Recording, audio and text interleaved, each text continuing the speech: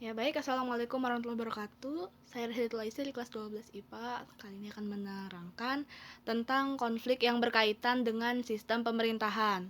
Ada dua konflik yang berkaitan dengan ini di dalam sejarah negara Kesatuan Republik Indonesia. Yang pertama adalah pemberontakan PRRI atau Permesta, dan yang kedua adalah persoalan negara federal dan BFO.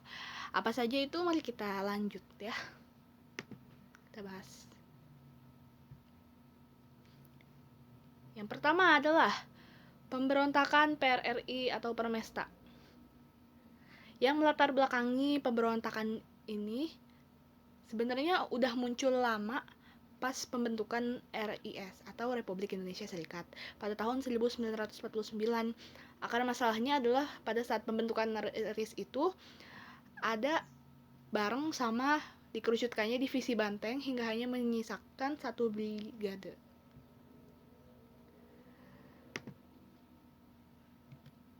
Kemudian brigade tersebut diperkecil lagi jadi Resimen Infanteri 4TT1BB, dan kejadian itu membuat para perwira dan prajurit divisi 9 Banteng merasa kecewa dan terhina karena mereka merasa telah berjuang hingga mempertaruhkan jiwa dan raganya untuk kemerdekaan Indonesia.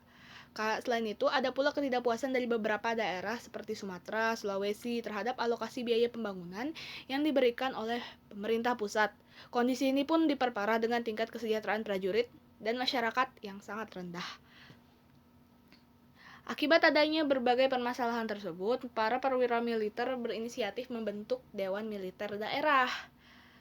Dan lalu PRRI sendiri selanjutnya membentuk Dewan Perjuangan dan sekaligus tidak mengakui Kabinet Juanda, yaitu Kabinet Perdana Menteri di RIS saat itu, dan maka terbentuk Kabinet PRRI. Pada tanggal 9 Januari 1958, para tokoh militer dan sipil mengadakan pertemuan di Sungai Dareh di Sumatera Barat.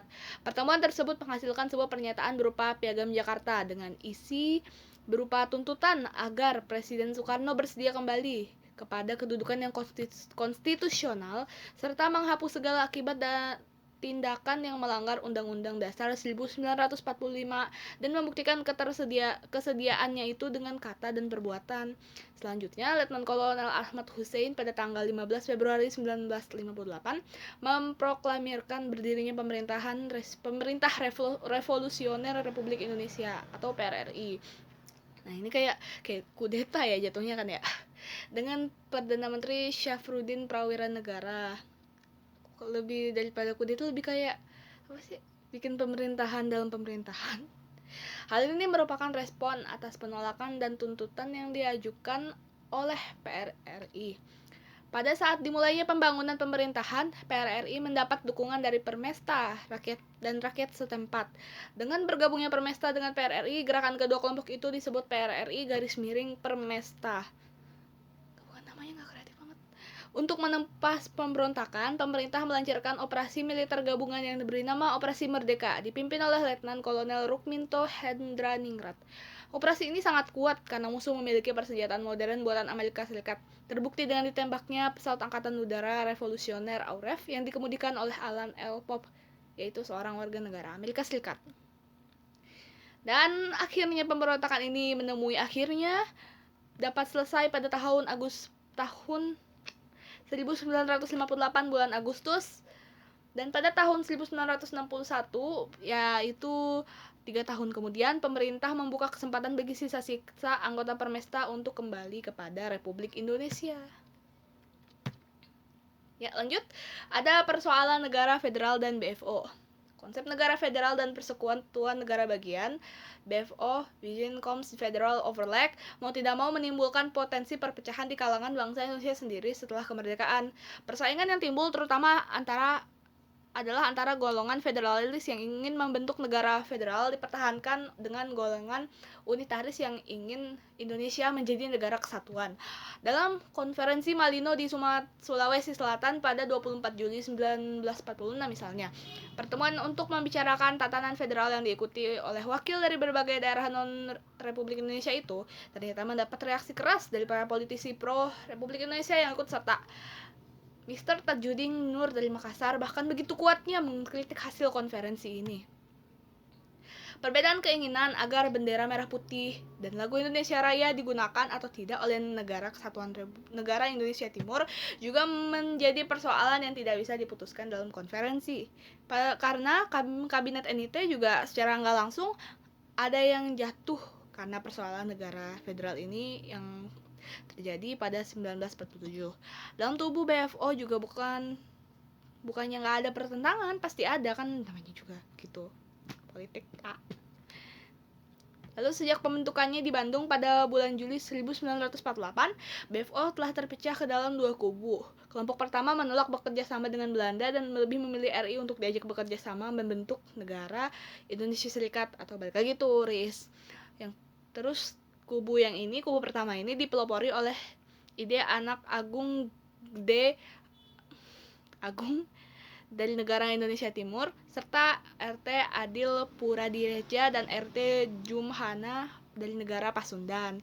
Kubu kedua dipimpin oleh Sultan Hamid II dari Pontianak dan Dr. T. Mansur dari Sumatera Timur. Kelompok ini kelompok yang kedua ya, agar garis kebijakan bekerja sama dengan Belanda tetap dipertahankan oleh BFO. Ketika Belanda melancarkan agresi militer duanya, pertentangan antara dua kubu ini kian sengit. Dalam sidang BFO selanjutnya kerap terjadi konfrontasi antara anak agung dengan Sultan Hamid II. Di kemudian hari, Sultan Hamid II ternyata bekerja sama dengan Apra Westerling mempersiapkan pemberontakan terhadap pemerintah Republik Indonesia Serikat. Setelah konferensi meja bundar atau KMB pada 1949, persaingan antara golongan federalis dan unitaris makin lama makin mengarah pada konflik terbuka di bidang militer. Pembentukan Angkatan Perang Republik Indonesia atau APRIS telah menimbulkan masalah psikologis. Salah satu ketetapan dalam KMB menyebutkan bahwa inti anggota APRIS diambil dari TNI, sedangkan yang lainnya diambil dari personel mantan anggota KNIL. TNI sebagai inti APRIS keberatan dengan bekerja sama dengan bekas musuhnya yaitu KNIL. KNIL apa yo? Sebaliknya anggota KNIL menuntut agar mereka ditetapkan sebagai aparat negara bagian dan mereka menentang masuknya anggota TNI ke negara bagian. Kasus Apra Westerling dan mantan pasukan KNIL Andi Aziz sebagaimana telah dibahas sebelumnya adalah cermin dari pertentangan ini. Namun selain pergolakan yang mengarah pada perpecahan, pergolakan bernuansa positif bagi persatuan bangsa juga terjadi. Hal ini terlihat ketika negara-negara bagian yang keberadaannya ingin dipertahankan setelah KMB harus berhadapan dengan tuntutan rakyat yang ingin agar negara-negara bagian tersebut bergabung ke Republik Indonesia. Sekian presentasinya. Jadi intinya gimana ya? Pas awal-awal Indonesia terbentuk tuh kan kayak masih lemah gitu ya rasa nasionalismenya. Jadi ada pertentangan gitu, dan itu terjadi pas kapan itu? Pokoknya di antara peristiwa-peristiwa besar lah ya. Mungkin karena nggak muat ke buku sejarah makanya nggak dimasukin. Ya baik, sekian dari saya, mohon maaf bila ada kesalahan. Wabillahi taufiq wal hidayah. Wassalamualaikum warahmatullahi wabarakatuh.